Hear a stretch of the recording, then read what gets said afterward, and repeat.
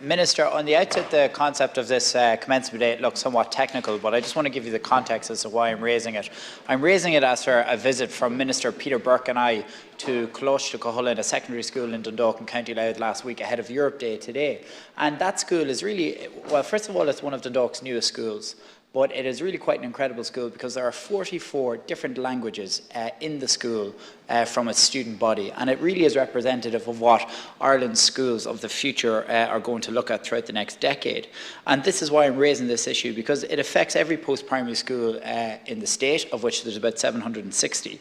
And curriculums throughout all secondary schools are rich and broad curriculums. And one of the ways that you can enhance a student's experience, I believe, in secondary school is by visiting foreign countries, by visiting different cultures, by visiting different societies. And indeed, in some of the very trips that I ever first went on abroad, it was through secondary school and the ability I had with that. And the European Union has provided for this at the same time. In 1994, the Council of Europe agreed to an initiative by the then Federal Republic of Germany, and that was that students legally resident in a member state but not a national of an EU member state could travel on these education trips within the European Union and not require a visa. And that has been the rule of law since 1994 in the European Union. So let's put that into practical terms, I suppose. What does that actually mean? It means that a 16-year-old Irish resident student studying in a school in Ireland with a non-EU passport is allowed to travel on a school educational trip anywhere within the European Union without a visa. And that has been there, since I said, since 1994. So there should be no anxiety for any of these students about whether they can make these school trips or not, depending on what country they're going to. And I'll give you an example. This month, for example, in Oireachtas, there are a group of students who are going on one of their first abroad trips to Italy. And the Italian embassy in Dublin have been really, really proactive and really fantastic to say that, look, you guys don't need visas to travel here. But unfortunately, the experience with other embassies and other countries, and I won't name them here, have not been the same, where other countries have insisted that visas are required. And that goes contrary to the rules here from the 1994 article. So it's not been enforced fairly across the board. And naturally then, this causes a lot of concern for students from different backgrounds who are resident in Ireland, don't have an EU passport, and then are perhaps not allowed to travel on these trips in secondary school. So the embassy at that occasion did highlight to Oireachtas that they believed, and this was their view, that a number of Irish secondary schools were actually unaware of this 1994 article. They didn't realise it existed. They believed that they needed visas, and that they have tried to say that, look, we should make sure as many are informed as possible. And that's why I'm bringing this to the Senate today, Minister, in the hope that we can look for three things that we could do to consider it. I would really request the annex to the agreement is updated to take into account that ID and passport documents that are now electronic and be referenced better. Secondly, I'd request that all EU member states issue a communication to their various embassies reiterating and publicising anew the positive agreements that were made in this arrangement back in 1994.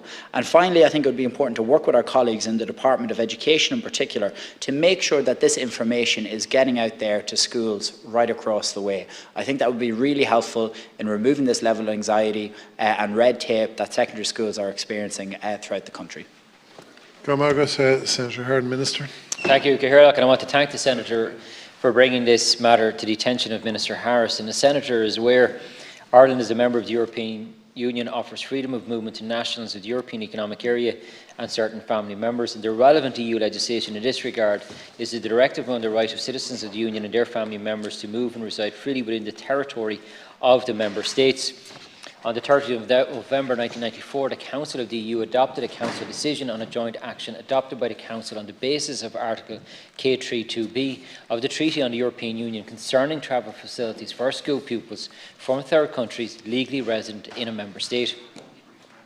This allows school children from third countries who are resident in a Member State to visit or transit another Member State of the EU if travelling as a member of a school group without the need to obtain a visa. To qualify under this measure, the pupils must be legally resident in an EU Member State, the pupils must be travelling in an organised school group seeking entry into another Member State for a short stay or transit, and the school must be a general education school The concession does not apply to specialist institutions. The group must be accompanied by a teacher from the school, and the pupils in details and the purpose of the journey must be listed on the common format form, list of travellers form, issued by the school. The application form is available on the Immigration Service website. Travel, particularly as part of a school trip, is widely recognised as being incredibly valuable and beneficial to children and young people's development, and it exposes them to different cultures and languages. It informs their understanding of the world of history and builds empathy with other people's way of life. And for many young people, travel is not an option outside of a school trip. School trips are therefore an affordable, engaging opportunity which can influence their educational development. The Council decision has facilitated easier travel for non-EU students studying in Ireland to travel throughout the EU, and also for thousands of non-EU students residing in other member states to come and visit Ireland as part of their school trips. And I think the Senator is very much aware of the technical side of it, but I hear what the Senator is saying, and I think some of the concern is more about students going from Ireland to other EU countries and perhaps embassies not being fully aware in terms of the rights of those students from third countries. I'll certainly raise the matter further with Minister Harris. I'll also raise the matter with the Department of Foreign Affairs, and rightly so with the Department of Education as well, to see can they alert to schools to know that this is actually there, because I think it would, knowing that this facility is there, that ease of travel would, I think, encourage schools to actually perhaps do more trips, knowing that there's not that same complexity they might be afraid of there. And of course, today being the EU Day, and I was delighted to spend time at Rockall Road Primary School myself this morning, County Wexford, the more travel we can encourage, the better the understanding of our countries within the European Union, and the benefits of that, the better. Thank you. Thank you, Minister. Senator McGahon. Thank you, Minister. And as I said, at the outset, when you're reading any sort of European legislation, you wonder, what does this actually mean? This came in the 30th of November 1994. And if you imagine it then, how many students would have been at a second level college, at a second level school in Ireland that would have had a non-Irish passport? It would have been much, much lower in 1994 than it is in 2023. So it's much more prevalent and important today. And I thank the Minister for what you've agreed to do here, which is, just to recap, it's to ensure that every secondary school in Ireland, all 760 of them, know fully aware that no visas are required within the European Union when on an educational trip. I think that will cut down a lot of stress and anxiety.